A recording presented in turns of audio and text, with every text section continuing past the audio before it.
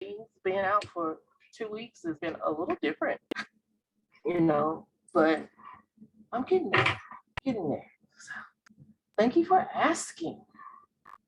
It hasn't been bad. It's been busy, but it's been busy. Right.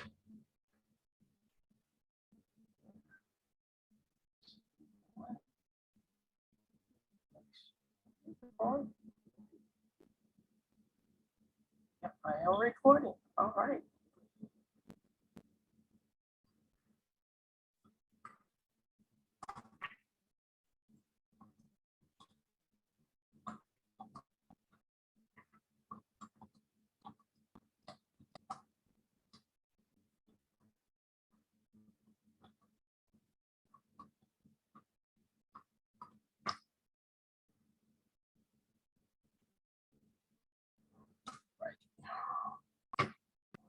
Okay.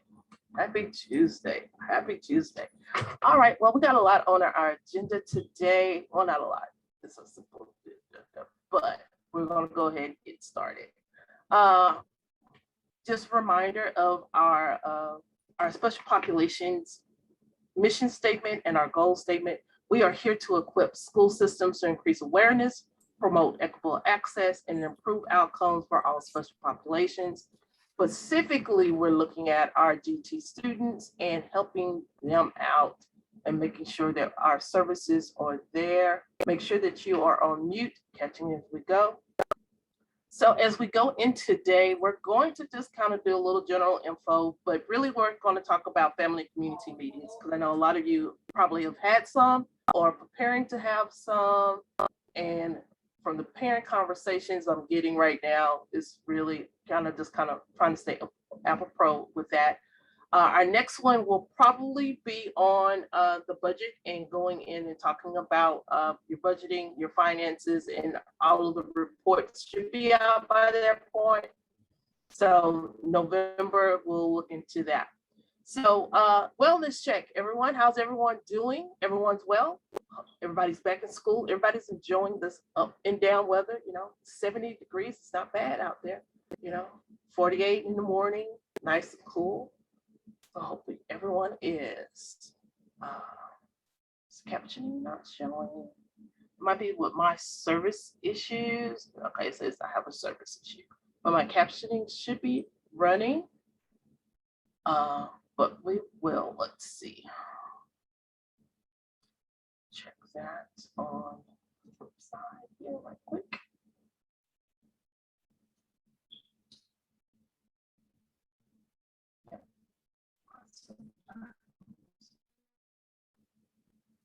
So hopefully my internet service will get a little cleaner, and that will show up as we go in. Right.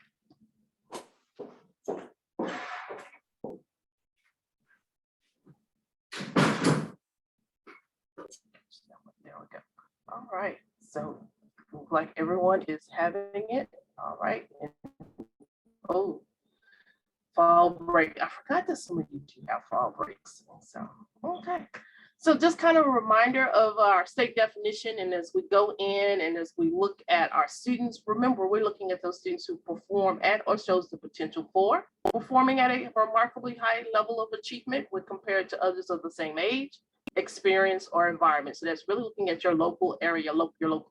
Some of you is your local district. Some of you take it to your campus level. So really, what does those students look like? How they're interacting? How are they showing their performance capability in the intellectual, creativity, or artistic area? And then also looking at those capacity of leadership. And we'll really work on how can we build out leadership maybe in a smaller group and having those conversations. And then specific academic fields, how do we do that?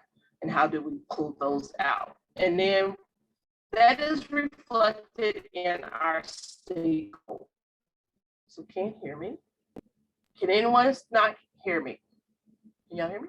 Okay, I see I get a head shake for Amber. Okay, so it might be, all right. So I want to check your systems to make sure everybody's okay, but all right, we're good. Yeah, so it's just, sorry about the captioning. I'm using the PowerPoint version of it with the subtitles. And so if it's bad internet day, it's going to be a little fluctuating. So what our state goal, really looking at how those students that we have identified demonstrate those skills in self-directed learning, thinking, and research and communication by their development of innovative products and performances. What are they doing in those classrooms, in those areas that show their ability and show their skills? And then looking at what are our high school students, what are our graduating students looking like with their professional quality products? And what does that mean for your district is that professional quality product? And what are you looking for? Because a rural small school, and when I'm, or really thinking of a one building GT program, where you got probably less than 5 GT students in your whole district in that building, what do their products look like? So you really can't just say it's going to look the same across the state of Texas, because we got those small schools where you've got 30 kids in the program, in the whole school district, in that building, where we got a whole 30,000 going across somewhere. So really looking at what does that mean for you? And so as we go to that. And then for a reminder, if you need to find the links or share the links and some of the topics that we're going to talk about this year, I always put it here for you. As I said, the next one, we'll probably talk about your funding and going into that, because from my counterparts here at the agency, understanding that later on this month, all the documents should be up and ready for review. And then if you want to share a best practice strategy or a document, I know a lot of you've gone in and looked at that link in those dates. If you would like to sign up, please do select a date, select a topic. You can even enter a topic that you want to share about. Please, this is your opportunity to really think about, what do I want to share? How do I want to share it? And then take that moment to share it with the rest of us. You're doing great things out there. I sat in on Regions 20's GT meeting last week. And they were talking about some great things that they were doing there. So let's really think about how you want to step out and just talk about what you're doing, how, and then it will spark someone else's interest, or at least to another thing where we can build it out and go from there. All right, so going into our family and community meetings and really looking at that and really looking at, we're gonna look at a few standards. I broke them out a little separately. So the first one is standard 6.2, and looking at input from family and community representatives on gifted and talented education, identification and assessment procedures is invited annually. And then really looking at 6.8 also, the effectiveness of your gifted and talented services is evaluated annually. So really talking about how are you evaluating your program? How are you getting family and community input on what is going on in your programs and your services? And then how can you use that to find your district or your campus improvement plans, or just your program? Really looking at how do you want to improve and move to the next point. And then once you do those evaluations, what do you take it on to the next level? And how do you want to get there? So really, that's our conversation piece today. Really looking at how do we gather input, and then how do we share? So really at this point, we're looking at input. And then just drop it in the chat how you do that. How are you seeking family and community input? Are you doing small surveys? Are you doing little focus groups, interest groups? Are you just taking the emails, or you just got a little, if you got comments section, how are you doing that? And if you want to drop that in the chat, you're fine. That works for me.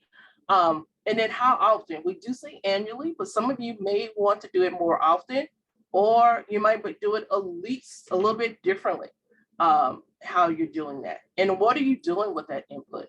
As you look at what are your programs, how are you serving? And then are you reporting that to your board of trustees? And I know that's the real difficult part for some of us, is how do we, sometimes you can get on that agenda. Sometimes it's really just a simple, this is a high, the high level info that you want to pass on to the board of trustees about your programs. So really, what are we doing? Okay, I see. Thank you. Got some things coming in on the chat. Marvelous. Not much response from parents. Okay, so you did a survey at the end of the school year. All right, and let's see what we got. got a parent rep or two per campus who meet monthly to discuss those topics. All right. District advisory committees. Surveys, booster club meetings. All right. Oh, y'all got some formal groups going on here. Big parent meeting annually, and you're a little talking point. And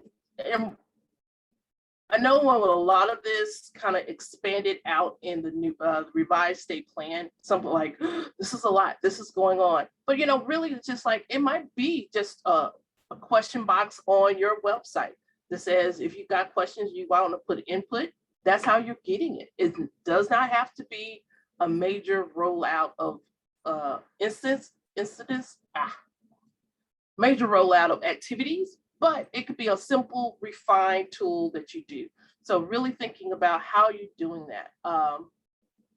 Thank you. Got a contact us form and a district-wide Let's Talk form. All right. I like that. Thank you, Monica, for that one. Got an advisory committee. And then Aisha we have parents serving on district committees. There you go. Monthly parent seminar with a Q&A. Very good. I like these. So as you see, we're doing a lot of great things here, and it's not that difficult. Now, let's go back to the one where we're talking about how we're reporting to the Board of Trustees. How many of you actually get an opportunity to talk to your board, or are you just submitting a report? So really thinking about how are you doing that?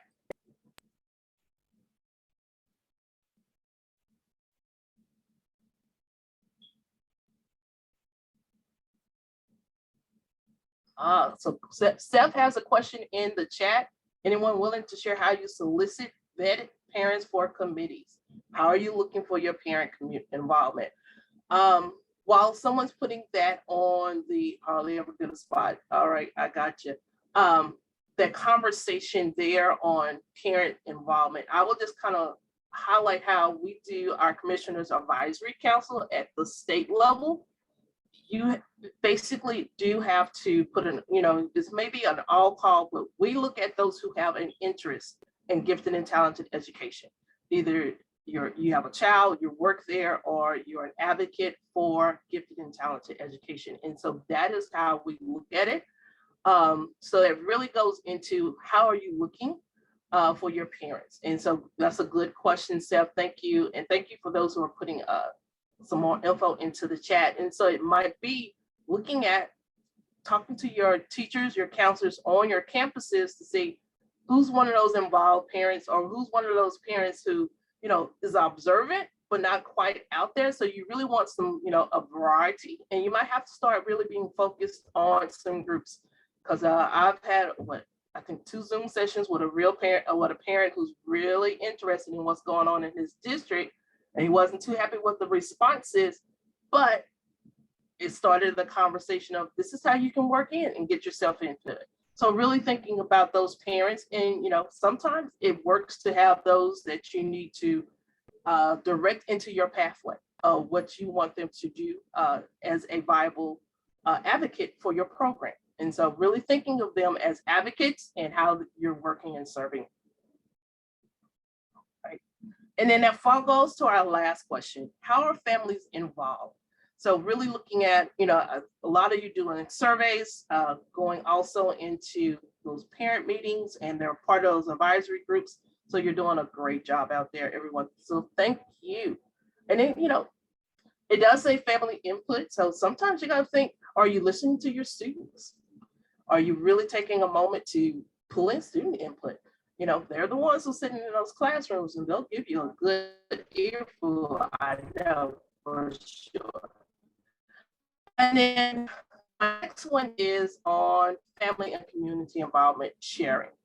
And so with sharing, we're really looking at those info meetings, that orientation, really looking at how we're getting out our information on our services, our programs, our opportunities that are being provided through your district. So how many of you got a, you know, updated website, not have 2021, 22 data on it and not, you know, requests, or is it still 2020, you know, or 2019 for some, you never know.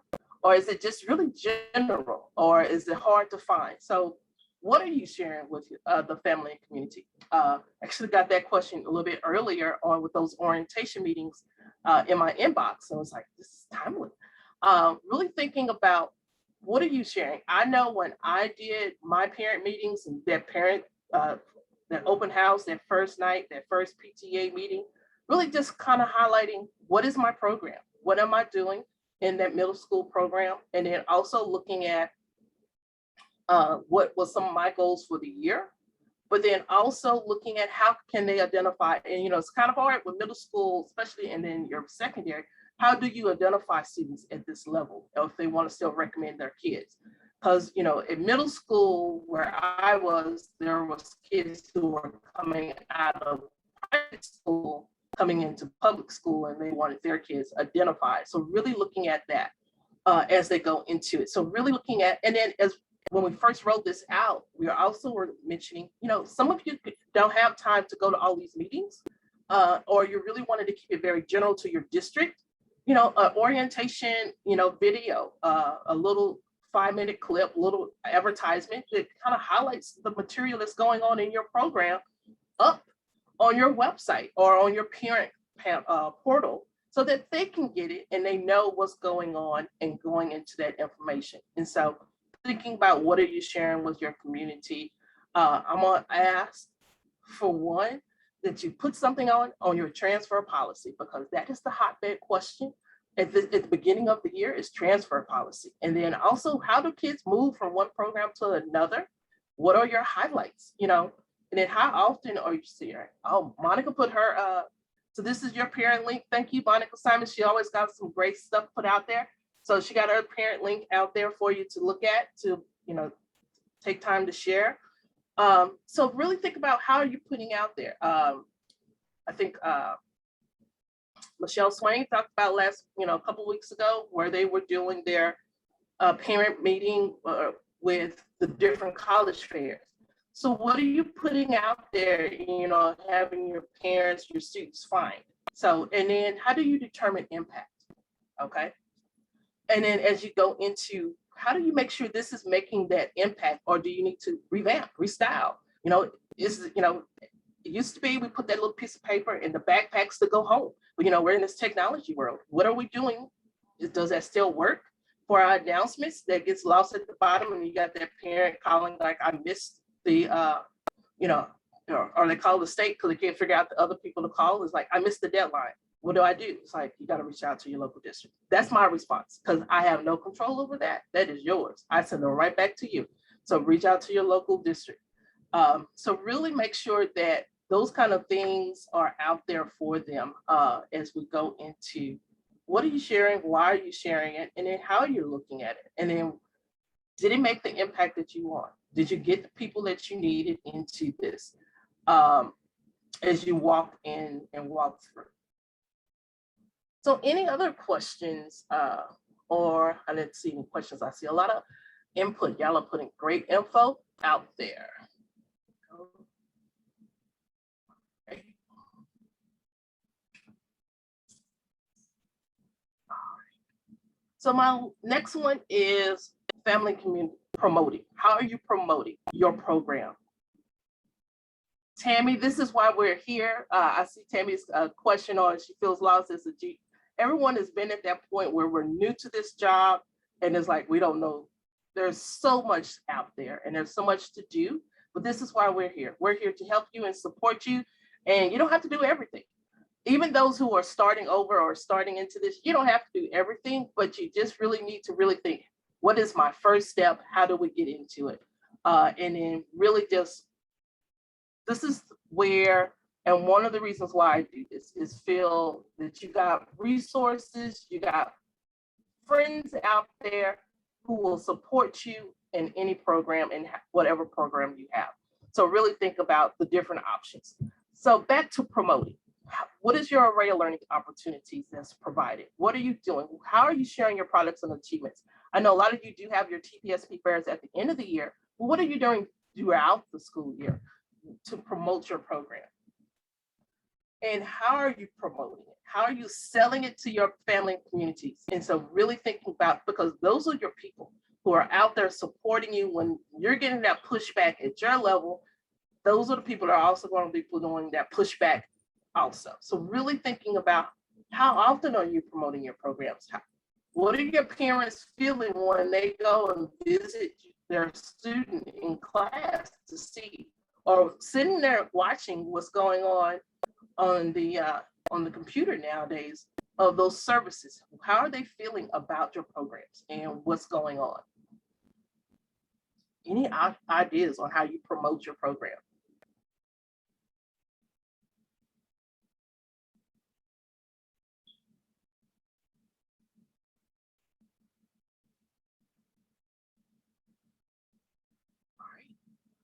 Your own self-advertisement.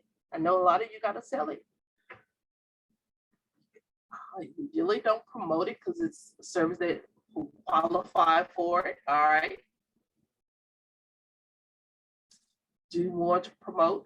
And the reason why I say promote also is really thinking about what are you doing to keep those kids in the programs, and and keeping them there for the duration into secondary, into middle school, high school. How are we keeping there? How we're keeping there?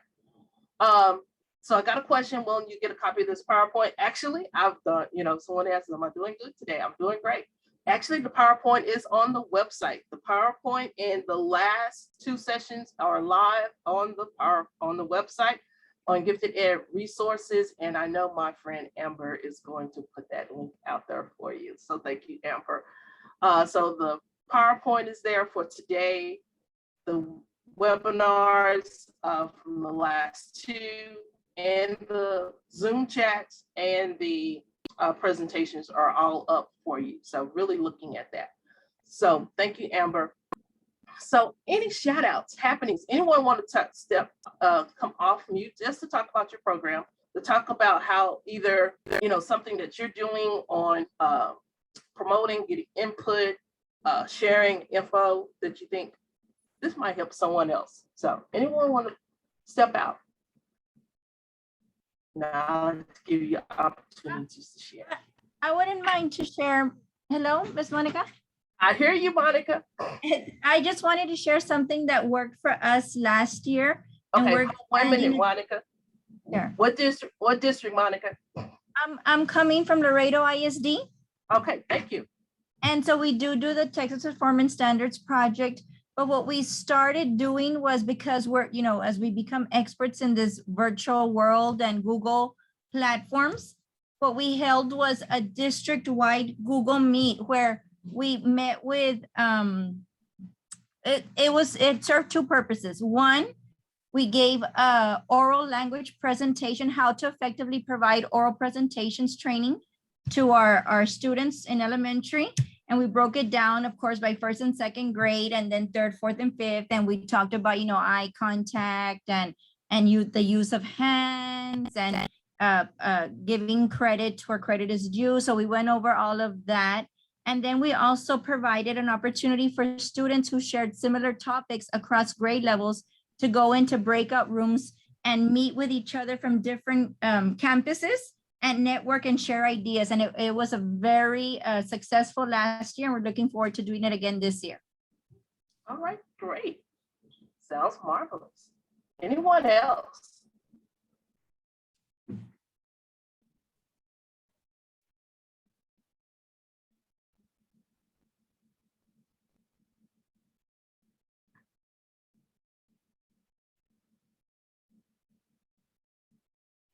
Anybody? Any other announcements that you got going on in your school district that you want to share out?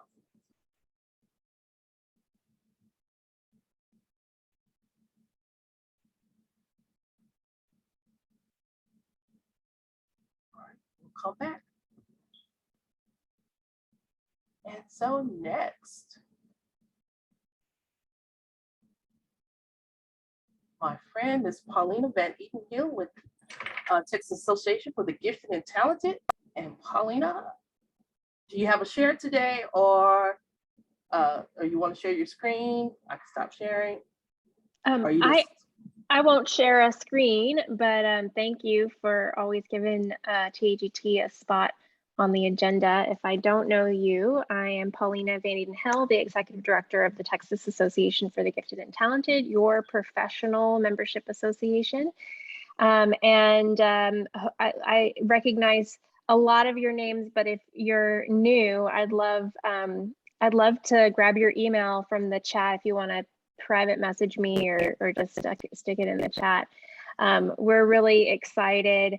In the fall is like where we get all of our energy because we get to put together Gift Ed, which is our annual conference for professional learning throughout for serving the entire state. So we serve educators and specialists and coordinators and directors with gifted and talented education. We are coming to Dallas December 1st through 3rd and online if you can join us through either of those environments, I guess.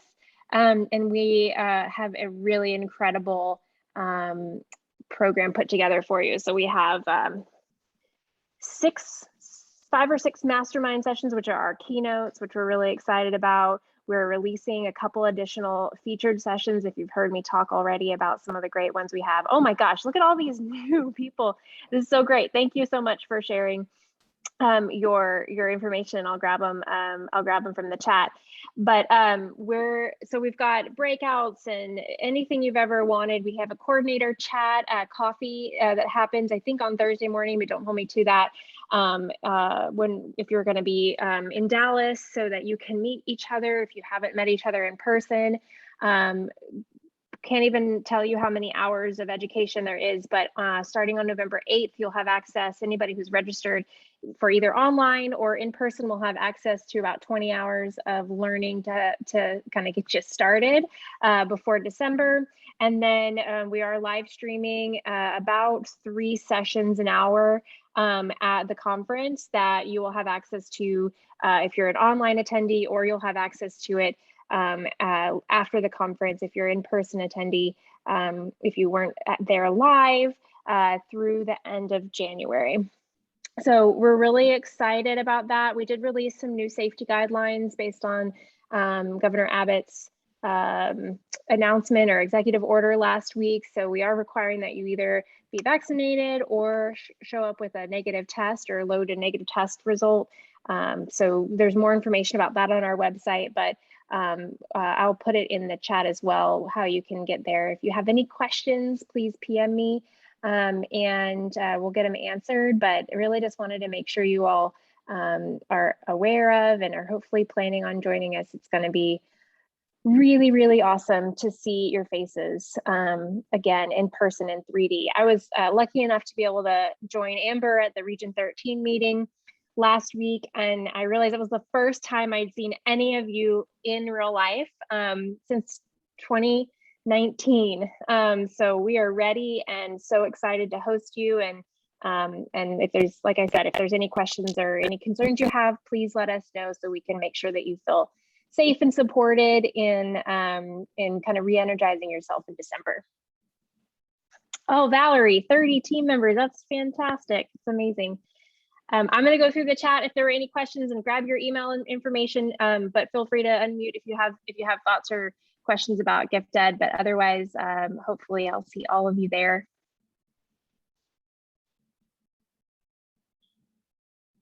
That was a great question. Yes, early bird is extended because we have kind of shifted our policies and making sure that everybody has time to consider their plans. Early bird is extended through November 8th. And with that is the group registration discount is also extended through November 8th. So you got a little bit more time to make those decisions. The group registration, you can mix and match online and in person, depending on what works for your teams. And the hotel reservation link is good through November 8th as well. So if you are planning on coming and haven't made your hotel room reservation, make sure you do that before the 8th as well.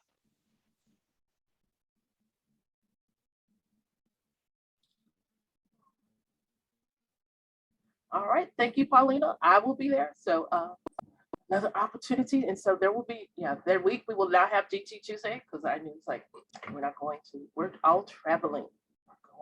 All right.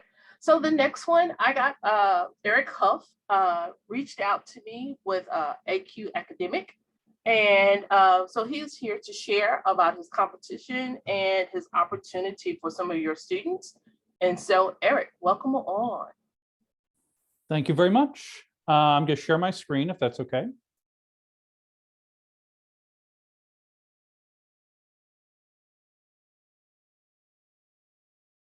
All right. Hopefully you can all see that. Good afternoon. Welcome. I can't tell you how excited I am to be here talking to a group of Texas educators. I currently live in South Carolina, Spartanburg, South Carolina, but I was born and raised in Texas, Northeast Tarrant County, to be specific, to be even more specific, Birdville ISD. So I don't know if anyone here is from Tarrant County, but big shout out to you.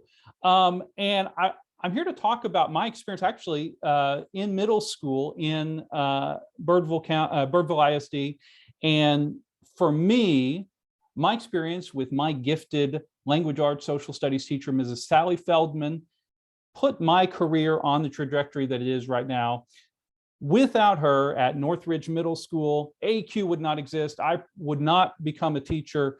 And I'm here to talk about that just for a brief few minutes. You look at me now and you'll be surprised to know that in middle school, I wasn't the most athletically gifted.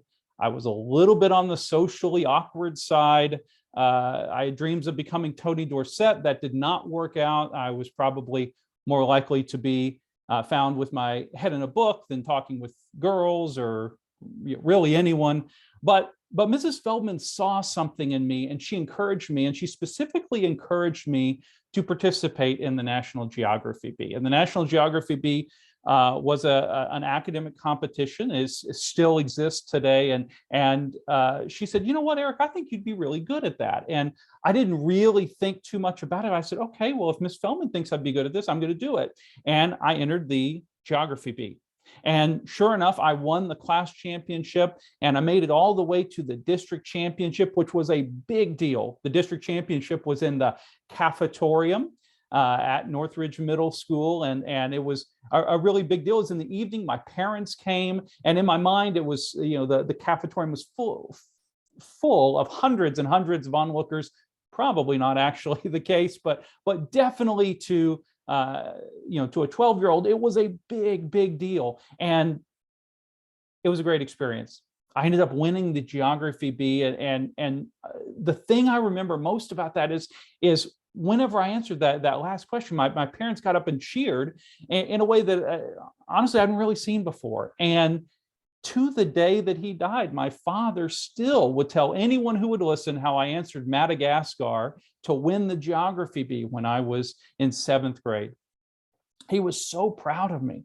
And my parents, or my mother, even to this day, you go to her house and she has a copy of the Fort Worth Star Telegram, very yellowed now, where they had the little blurb about the Geography Bee and the picture that she took of the school marquee when it said, "Congratulations, Eric Huff, winner of the National Geography Bee," district level. I didn't go on to win the nationals or anything, but it didn't matter because for that brief moment, I was special. I was a big deal. I was a rock star in a way that only a 12-year-old socially awkward boy could be. And that was a feeling that never left me. That was a feeling that I wanted to continue to have, and more importantly, I wanted to give to my students. And ultimately, that's why I created AQ. All right. So AQ is an online academic competition. Let's see. And more than anything, our belief is that students are rock stars. And AQ exists to give teachers and give students the opportunity to show the community how awesome the kids are in our classrooms. What is AQ? Well, it's an online academic competition specifically for middle school students. Students are going to answer questions in 4 specific categories: language arts, math, science, social studies. And at the end of it, teachers and schools are going to receive detailed reports about how their students did. So it gives tremendous opportunity for recognition, because recognition is what meant so much to me. Whenever the school put that up on the marquee, "Congratulations, Eric Huff," all of a sudden I was something. I was special. I was a rock star for that brief moment. And that's what we want to give kids. If you are in the top 10 of math 6th graders in your county, boom, your school is going to know it, and you're just going to be able to promote it through social media or through school newsletter or over the PA system or however the school wants to recognize students. We give schools the opportunity, the tools to recognize great students. The game itself is fun and engaging. The questions are standards based. This isn't a trivia game. It's specifically designed to relate to what the kids are actually learning in the classroom. And like I said, you're going to get detailed analytics to show your community just how awesome your students are. Now, one thing that's really important to us is accessibility. And ultimately, why I reached out to Monica earlier is that we want to make sure that no student misses out on the opportunity for this for financial reasons. So what we have done is we have set aside money out of our budget to go to fee waivers for schools that can't afford it. If you are interested, reach out to me. I'll talk to you about this process. But like I said, we don't want any school to miss out on the opportunity to compete in this because of financial reasons. Now, if you don't fall in that category and you still have students that want to do it, I have here a coupon code because, hey, we all love coupon codes, right? If you use Lone Star 20 at checkout, whenever you sign up, you get 20% off your registration. We also have district level pricing available. So if you're interested in multiple schools in your district, reach out to us and talk to us, and we can show you how those discounts play out. But most importantly, if you have students that are rock stars, if you have students that can show how awesome they are through this process, we want them to participate, whether they're able to pay or not, whether you're able to pay for them or not. Here's my contact information, eric.huff@academic.org. Notice academic is spelled AQADEMIC. I never said that I participated in the spelling bee, but AQADEMIC.org. Phone numbers there also. Please reach out to me. I'd be happy to talk with you. I'd be happy to go into more detail about how the competition works and how the student gameplay experiences, all that sort of thing, but I didn't want to take up too much time. I would love to talk with you though, if you are interested. Thank you so much, Ms. Brewer, for the time to speak here. And I just want to say thanks again for having me. You're welcome. And I'm glad to have you here. As got the opportunity to share.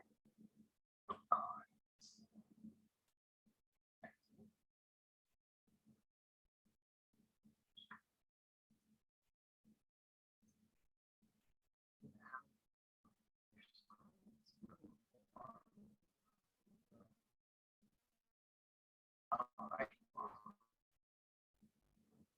Reset. I have a chat question I need to respond to. All right, and as you know, and you've seen it in the newsletters prior years also, is the Lone Star Leadership Academy. Their camps are coming up. So they're getting ready for 2022. And so remember, it's for our fourth through eighth grade students who are have the 85 or higher GP grade point average. And it will be, so there are different locations across the state. So it's a week long. So there's the information, the link, and then the nomination due deadline is November the 5th. So just remember that. All right. Okay, so we got, so that is that. And then we got questions and answers, and I got a question in the chat. So for GT records, do we need to code based on out-of-state records, or do we need the records to know how they qualify? So I would say, yes, you do need your out-of-state records or your in-state records. You need some kind of documentation that that student was receiving services. And then depending on how you do your processing as a district, you want to know what their profile, their matrix, what are their scores and how they compare to your scores, if that's what you're looking at. Because I think most district policies based on TASB has that language there that you do review that data. Now, some of you go into you retest a student. Anyone, you retest. I'm not going to that student, or you test that student to see if they match up to your district qualifications. So really looking at that. It just depends on what your policy is. Follow your policy, but yes, you do need those records from that school district to say, yes, they were identified, yes, they were receiving services, because, anyone can, these days, things just come differently. So, yeah. So, yeah, definitely. All right. Any other questions out there? Wonderings?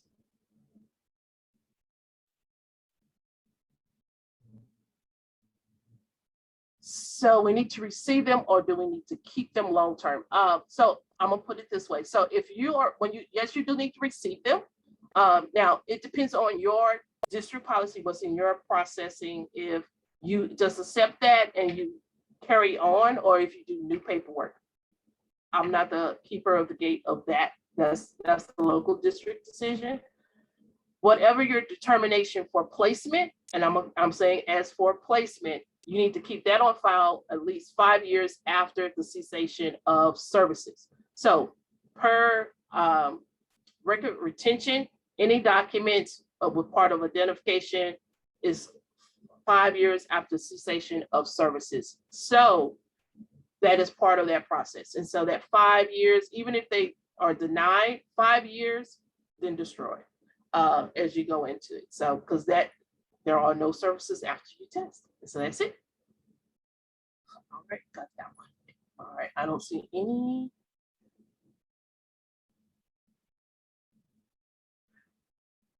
any other questions. Oh, the repeat. So one more time, 5 years after the end of services. So end of services may be that they did not place or graduation, or they exited from the program. And so really thinking of when do they end their services. So really did not place because they were tested, did not qualify, graduation, which is our ultimate goal, or exiting from services. So if you get a kid that exits at 5th grade, you don't have to keep those records forever and a day, but keep them 5 years, all right? I think I got all of those. I hope everyone has had an opportunity to check out the Equity and Gifted Education new website, the new pages, really going into that, thank you, Debbie. Yes, I keep that on file. So make sure that you take the time, opportunity to look through it. There's a lot of resources out there, a lot of a lot of great info.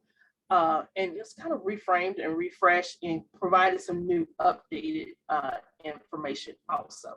So hopefully you've had an opportunity to do that. Also, if you're not getting, it's about time for me to start put out another newsletter. And so be sure to sign up and make sure that you're in the subscriber list. I will also recommend, depending on your role, you might want to also sign up for To the Administrator address. And then Advanced Academics, as they do more of the AP, SAT, ACT, TSI, and some of the things with International Baccalaureate to get their announcements. So those are a couple to think about. And finally, here is my contact information. If you need to reach out to me, feel free to call or email.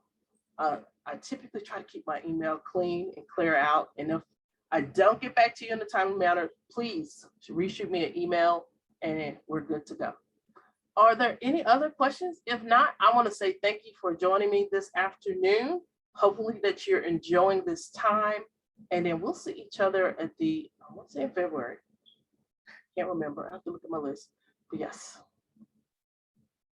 welcome all new coordinators. Yes, this is the place, and feel free to make friends. Ask questions. This is the place for it. And then I don't remember if I set up one for this time around. It's just really just having a Q&A, but always send your questions around. If you have any questions on finance, send those in our next session. I will make sure that we will answer all of those questions. I will find the people to answer them. So if not, happy Tuesday. Have a great rest of your week. Have a great time. And probably won't see you again. So happy Halloween, everyone. So thank you, and have a good one.